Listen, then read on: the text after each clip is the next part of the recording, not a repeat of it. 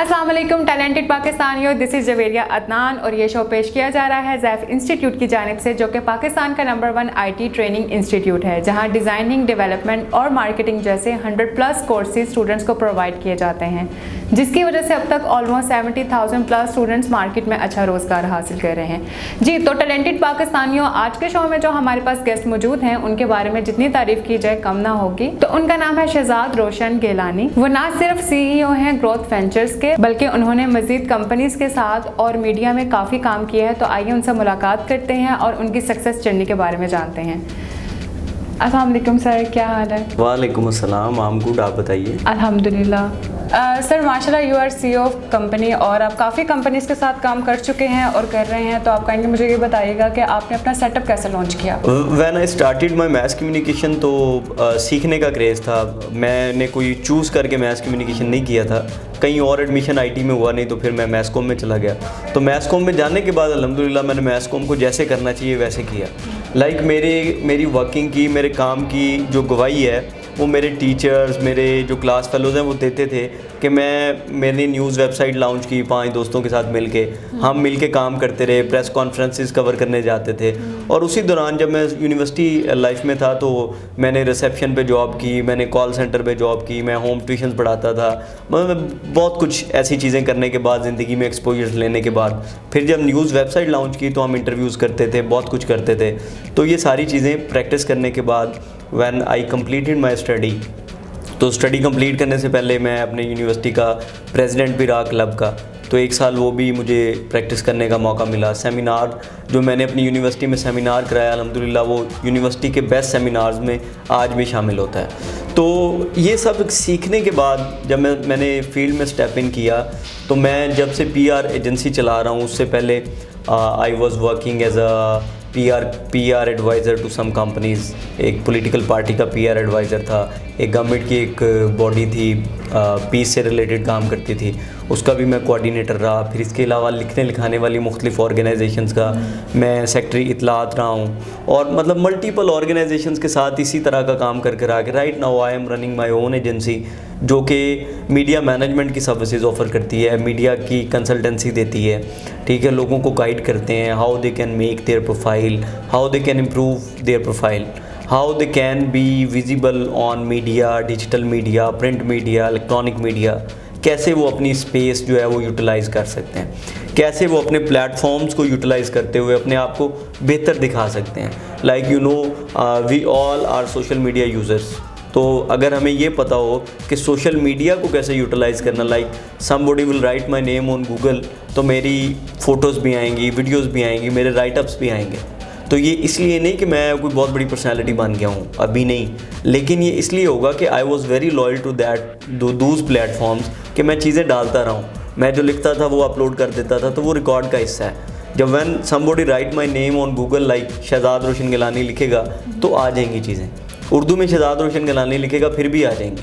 तो cutting story short, काम तो बहुत सारे किए, अभी भी बहुत सारे कर रहे हैं, तो यही जर्नी है। आपके जहन में हो कि आपने कहाँ पहुँचना है, और मेरा सफ़र इसलिए ज़्यादा लंबा है कि मुझे लगता है मेरी मंजिल ज़रा बड़ी है या दूर है, तो इसलिए लंबे सफ़र का मुझे कोई मसला नहीं है। सर आपने मीडिया की तीनों स्पेशलाइजेशंस में काम किया है, तो आपके ख्याल में इनमें से सबसे बेस्ट कैटेगरीज कौन सी है?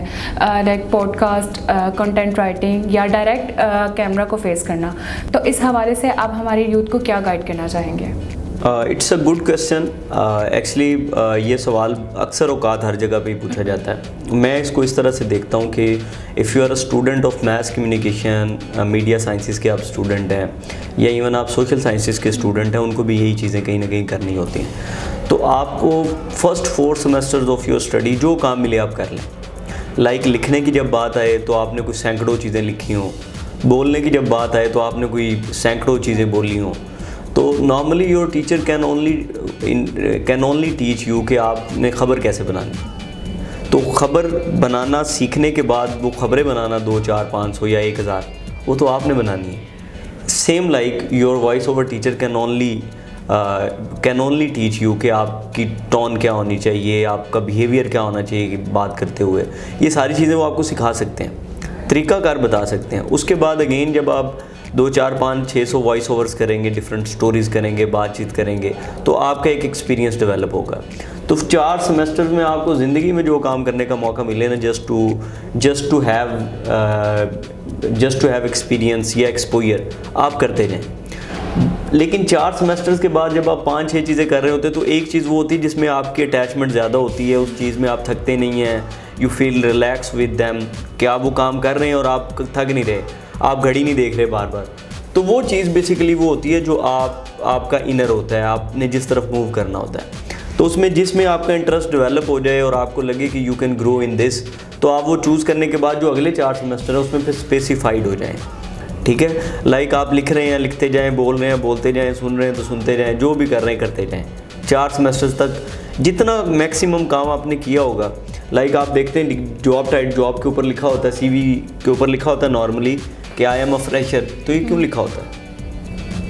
क्यों? इसलिए लिखा होता है कि उन्होंने काम नहीं किया होता। जबकि आप स्टूडेंट लाइफ के अंदर इतना काम कर सकते हैं, जहाँ मौका मिले काम करने का, चीज़ों में खुद इन्वॉल्व हो जाएं, मौका ना भी हो काम करने का तो काम करें, अगर आप ज़िंदगी में कहीं वैल्यूएबल पोजीशन के ऊपर आके ग्रो करना चाहते हैं। तो मेरे यही सजेशन होगी स्टूडेंट्स को या जो भी हमें देख रहे हैं कि अच्छे काम की जो आप कह लें कि जो तरीका है अच्छे काम की तरफ बढ़ने का, वो यही है कि आप मैक्सिमम काम करें, आप ज़्यादा से ज़्यादा सीखें और सीखी हुई चीज़ों को प्रैक्टिस करें। अमूमी तौर पे हमारे जो स्टूडेंट्स हैं वो सीखते रहते हैं, सीखने के बाद उसे प्रैक्टिस नहीं करते। तो प्रैक्टिस करने से आपको अंदाज़ा होगा कि आया कि क्या किधर जाना है। कोई भी शख्स अपने काम की, अब लोग कहते हैं कि मतलब पहली चीज़ तो किसी भी बंदे की आप कह लें कि हिट नहीं होती। कोई चंद एक लोग होंगे जिनकी कोई पहली काविश ही जो है वो चल गई होगी, अदरवाइज़ आपको मार्केट में, आपको दुनिया में ऐसे लोग मिलेंगे जो बहुत कामयाब हैं, उनके 70-100 फेलियर्स होंगे ज़िंदगी में। तो आप करते जाएं, प्रैक्टिस करते जाएं, कीप ऑन प्रैक्टिसिंग, और जब एक वक्त आएगा कि आप अपनी फील्ड के एक्सपर्ट होंगे।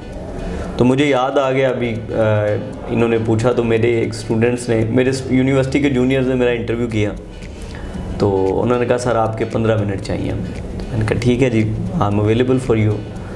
तो 45 मिनट मेरे साथ बातचीत हुई। तो 46वें मिनट में मुझे पता चला उनकी तरफ से कि sir our camera was not on recording. अभी तो है ना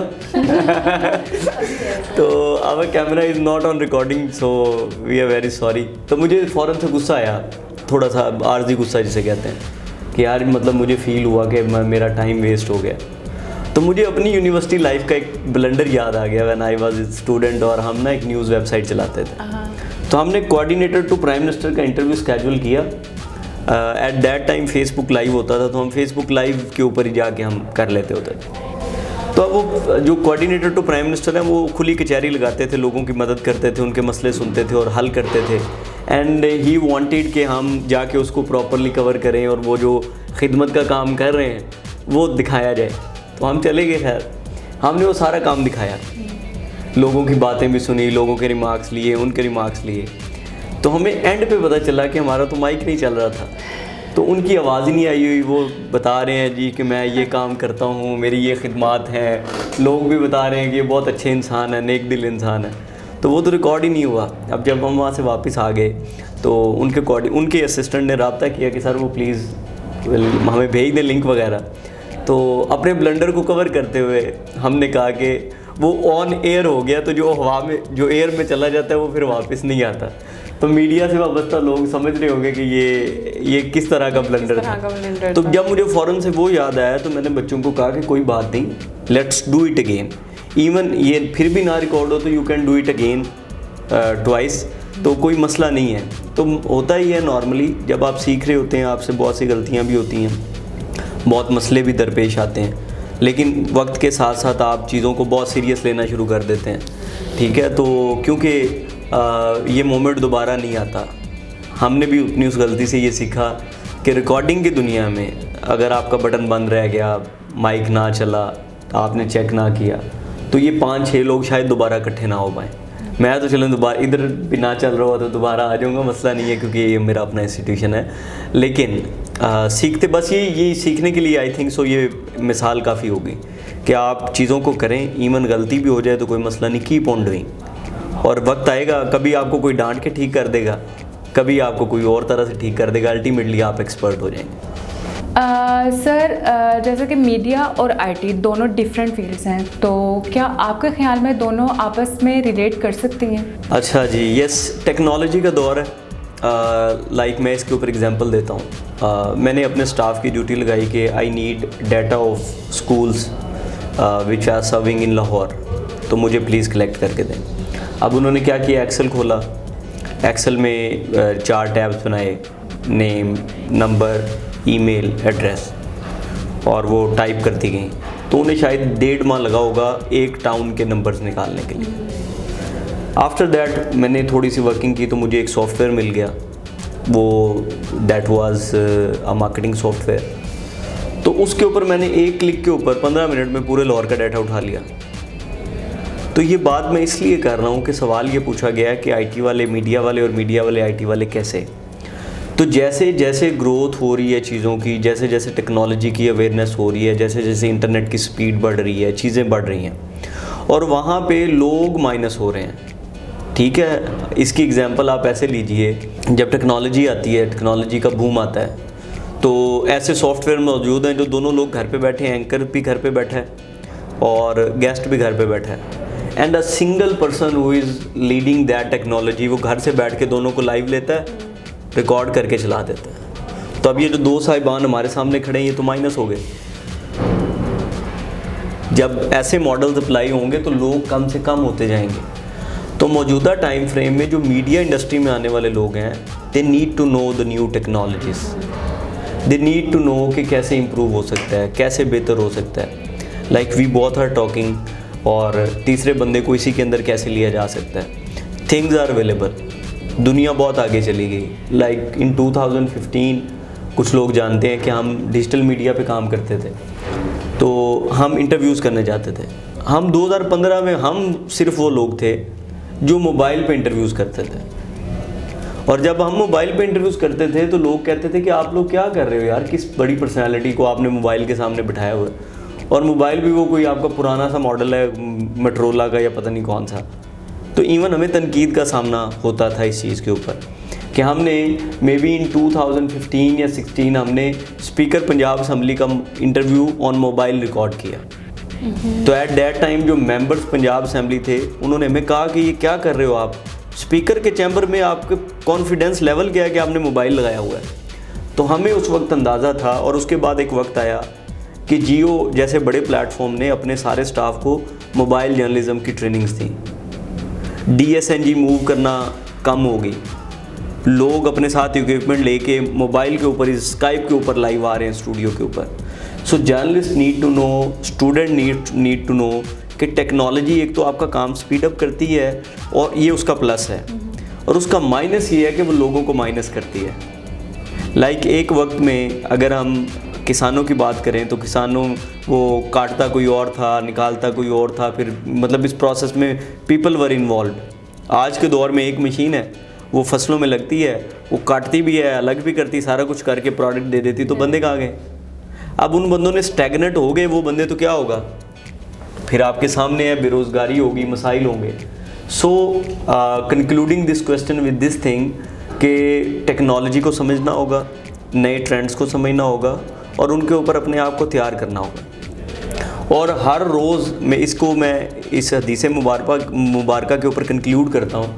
हदीस मुबारका है, खसारे में रहा वो शख्स जिसका आज उसके गुजरे हुए कल से बेहतर नहीं है। तो मेरा ख्याल है ये हमारे लिए रोशन रास्ता है ये हदीस, कि हम अपने अंदर स्किल डेवलपमेंट को इम्प्रूव करें, हमारी जो मौजूदा पर्सनैलिटी है, जो गुफ्तगू है, जो बातचीत है, उसको इम्प्रूव करें। ठीक है, हर लिहाज से हम इम्प्रूव करें। तो अगर हम इम्प्रूव नहीं करेंगे तो खसारे में रहेंगे डेफिनेटली। सर, आपने अपने लाइफ में काफ़ी हर्डल्स को फेस किया होगा, बेशक वो मॉरली हो, फाइनेंशियली हो या प्रोफेशनली हो, तो आपने इन सब हर्डल्स को कैसे ओवरकम किया? देखिए, हर्डल्स तो डेफिनेटली एवरीबॉडी फेस। मतलब मैं ये समझता हूँ कि नॉर्मली हम सब लोग जानते हैं कि कायनात की सबसे बड़ी हस्ती जिनकी वजह से ये कायनात तख्लीक हुई, हम ये सुनते हैं और हमें पता है। तो उनकी हर्डल्स देखें कि अल्लाह ने उनको एक ख़ास मकाम दे के इस कायनात में भेजा, और लोगों ने उनको पत्थर मारे, ब्लीडिंग हुई। Can you imagine? तो यहाँ से ये सिलसिला शुरू होता है कि life is not not easy. Life is not easy, and you and we are here to serve, to pay back, to develop something. और इंसान के बारे में कहा गया है कि इंसान जो है ना वो अल्लाह का नाइब है। तो कायनात की तख्लीक करने वाला जो शाहकार है उसका जो नाइब है, नाइब का मतलब होता है second to him, second to the person. हम अल्लाह के नाइब हैं, अल्लाह के ख़ास, यानी कि अल्लाह के मुताबिक हमने चलना है। तो हम भी डेफिनेटली क्रिएटर्स होंगे। तो अपने इर्द गिर्द हम अपने आप को देखते हैं, तो अगर हम बड़ी महदूद सी सोच के साथ मूव कर रहे हैं तो it means we need to rethink, we need to think more. तो इसलिए मैं ये कहूँगा कि हर्डल्स बहुत सारी हैं ज़िंदगी में, स्टिल हर्डल्स आर देयर। तो आपको बस आगे से चलते रहना है, चीज़ों को लेके रुकना नहीं है। तो जब कभी ज़िंदगी में कोई परेशानी आती है तो बारहा जगह पे कहा हुआ है कि उसकी कैपेसिटी के मुताबिक आती है, ठीक है। तो अल्लाह किसी भी इंसान के ऊपर उसकी कैपेसिटी से ज़्यादा लोड नहीं डालता। और कैपेसिटी कैसे डिटरमिन होती है, मुझे ये लगता है, मेरी एक ऑब्जर्वेशन के मुताबिक या मेरी जो सोच है उसके मुताबिक मुझे ये लगता है कि वो आपकी सोच के साथ आपकी कैपेसिटी डेवलप होती है। स्टूडेंट तो कुछ नहीं ना होता, वो सोच रहा होता है ना जो दिमाग में कि मैं एक बड़े चैनल पे बैठूंगा। अब ये उसकी सोच है और इसी सोच के अगेंस्ट उसकी एक कैपेसिटी डेवलप हो गई। उस कैपेसिटी के मुताबिक अल्लाह ने उसके ऊपर लोड डालना है। तो अगर आप चाहते हैं कि लोड आपके ऊपर ज़्यादा डले और आप वाकई ग्रो करें, तो it means you need to develop your thinking, you have to grow your thinking. थोड़ा सा उसे ब्रॉड करने की ज़रूरत है। लाइक लोग क्या सोचते हैं, लोग ये सोचते हैं कि हमने जॉब करनी है। I am not against about jobs, हमने भी की होंगी, हम भी कर रहे हैं बाज़ जगहों पे। लोग क्या कहते हैं कि सारी ज़िंदगी जॉब पे ही मर जाना है, तो ये तो ठीक नहीं है। लोग फिर ये कहते हैं सारी ज़िंदगी एक ही ऑर्गेनाइजेशन के साथ काम करके मर जाना, ये तो नहीं है। पाकिस्तान में ऐसे लोगों की ज़रूरत है जो अपने सिस्टम्स डेवलप करें, जो जॉब्स डेवलप करें, काम छोड़ के जॉब पैदा करें। हाँ, आप काम करें, कोई 5 साल 4 साल 3 साल 2 साल स्किल्स लें, तजर्बा लें, उसके बाद आपके जहन में कुछ हो कि I have to do something. और जब आपको अपने आप के साथ पता होता है, और सबसे अहम चीज़, if you are living with the mission, तो आपको रास्ता मिल सकता है। आप कहीं घबराएंगे, डोलेंगे, गिरेंगे, but when you are with the mission straight away, तो फिर आपको इधर उधर की चीज़ें डिस्टर्ब कर भी रही हैं तो आप थोड़ा डाउन होंगे, कहीं परेशान होंगे, लेकिन आपका मिशन आपको मूव कराता रहेगा। तो लिव विद द मिशन, कोई अपना टारगेट बना लें और उस टारगेट के साथ चलते रहें। तो मुश्किलात तो मेरा ख्याल है ये सेकेंडरी लेवल है। प्राइमरी तौर पे आपका मिशन होना चाहिए। If you are living with the mission, तो आपकी परेशानियां मेरा ख्याल कम हो सकती हैं। सर, लास्ट में आप हमारी यूथ को क्या मैसेज देना चाहेंगे ताकि वो बच्चे जो कि आपको देख रहे हैं और सुन रहे हैं उनमें भी कुछ करने का जज्बा पैदा हो और वो आपकी जर्नी से मोटिवेट हो? वैसे तो देखा जाए तो तकरीबन हमने जितनी भी बातें की हों कहीं ना कहीं मैसेज हैं, लेकिन स्पेसिफ़िक मैसेज उन लोगों के लिए जो सुनने को तैयार है। नॉर्मली हमारी यूथ पैगाम सुनने को या मैसेज सुनने को तैयार नहीं है। तो जो सुनने को तैयार है उनके लिए ये है कि आप लोग इस मुल्क का फ्यूचर हैं, ठीक है। और आई विल रिक्वेस्ट यू कि आप शॉर्ट टर्म चीज़ों को 30% सोचें और लॉन्ग टर्म चीज़ों को 70% सोचें। हमारे यहाँ ये है कि हम 70% शॉर्ट टर्म चीज़ों को सोचते हैं, उसमें हमें अपनी जॉब, वेजीज़ और अपने सारे मामलात, अपने एक्सपेंसेस को देखना है। तो बाज़ औक़ात तो 30% भी हम लॉन्ग टर्म को नहीं सोचते। लॉन्ग टर्म से मुराद है जहाँ पे हमें इंसेंटिव्स पे काम करना पड़ेगा, जहाँ पे हमें चांस है कि हम इसी कंपनी के पार्टनर बन जाएंगे, या जहाँ पे हमें चांस है कि यार थोड़ी सी तकलीफ़ बर्दाश्त करने के बाद I can be the part of shares. तो वहाँ पे यूथ के पास डिसीजन मेकिंग पावर नहीं है। डिसीजन मेकिंग पावर अगर आप अपने अंदर पैदा कर लें और अपने आप को शिफ्ट कर लें 70-30 के मॉडल के ऊपर, 30% शॉर्ट टर्म सोचें, 70% लॉन्ग टर्म सोचें, तकलीफ़ बढ़ जाएगी। अगेन तकलीफ़ फिर इसलिए बढ़ेगी कि आपने ग्रो भी फिर ज़्यादा करना है, ठीक है। तो मेरा यही पैगाम है, और जो नहीं सुनना चाहते उनके लिए ये पैगाम है कि सुनने की कोशिश करें, समझने की कोशिश करें, क्योंकि आप नहीं भी समझेंगे, नहीं भी सुनेंगे, तो मुस्तकबिल तो आप भी हैं पाकिस्तान का। आप अपना मुस्तकबिल हैं, अपने पेरेंट्स का मुस्तकबिल हैं, अपनी फैमिली का मुस्तकबिल हैं, और फिर आप इस मुल्क का मुस्तकबिल हैं। और यकीन माने आने वाले टाइम में हमें सारे ओहदों के ऊपर यंगस्टर्स नज़र आएंगे। आज हम 4 से 5 लोग यहाँ पे अगर मौजूद हैं तो सारे सेम एज के, कोई 2-4 साल के डिफरेंस से होंगे, ठीक है। तो यही लोग आगे लीडिंग पोजीशंस पे होंगे। तो इन लोगों को सीरियस होने की ज़रूरत है, अपनी कैपेसिटी बिल्डिंग करने की ज़रूरत है, समझने की ज़रूरत है, सीखने की ज़रूरत है और ग्रो करने की ज़रूरत है। Thank you so much sir, बहुत अच्छा लगा आपसे गुफ्तगू करके और best of luck for your future. जी तो व्यूवर्स, जैसा कि हमारे साथ मौजूद थे शहजाद रोशन गिलानी, और यकीनन आप सब भी उनकी जर्नी से मोटिवेट हुए होंगे, और तो हमें भी चाहिए कि हम अपने गोल्स को अचीव करने के लिए इसी तरह स्ट्रगल करते रहें। तो इंशाल्लाह फिर मुलाकात होती है एक न्यू टैलेंटेड पाकिस्तानी के साथ। तब तक के लिए अपना बहुत ख्याल रखिएगा। अल्लाह हाफिज़।